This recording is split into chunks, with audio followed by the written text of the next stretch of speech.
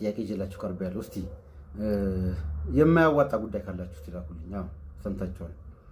የሚያዋጣ ሳይሆን የማያዋጣ። አሁን ላይ በደንብ አድርጌ የተገነዘብኩት ነገር ቢኖር በጣም የሚያዋጣ ጉዳይ የማያዋጣ ጉዳይ ነው።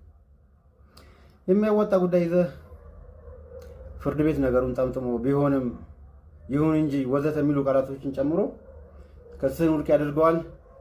አንተም ትቃጠላለህ፣ ደንበኛም ይወቅሳል። ስለዚህ አሁን ላይ የደረስኩበት ድምዳሜ ቢኖር በጣም የሚያዋጣ ጉዳይ ምንም የማያዋጣ ጉዳይ ነው።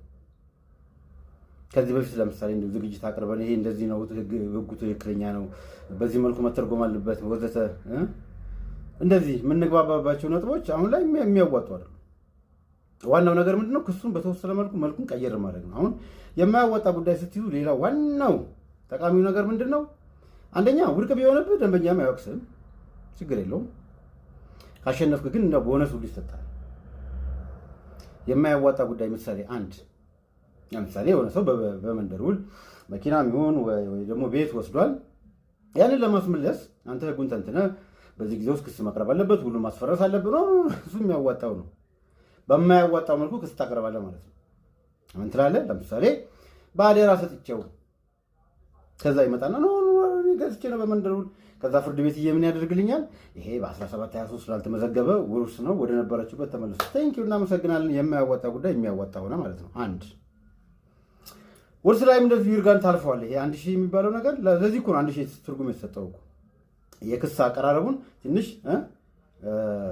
ዞር አድርጎ ማቅረብ በተቻለ መጠን እንደው ንብረቱን የውርስ ንብረት አድርገህ ታቀርበውና እየሮጠ ገብቶ ጥልቅ ይላል ወይ በ358 እንደዚህ ያኔ መቃወሚያ ቢድበሰበሳል፣ በሆነ መንገድ ይታለፋል።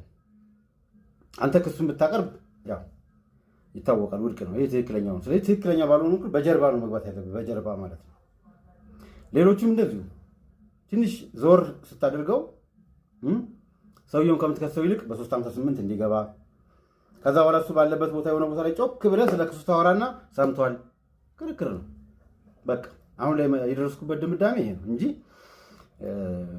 358 ላይ መቼም 358 ጊዜ የሰበር ውሳኔ መኖሩን ባልነበረበት አስፈላጊም አልነበረም። 1000 ላይ እንደዛው።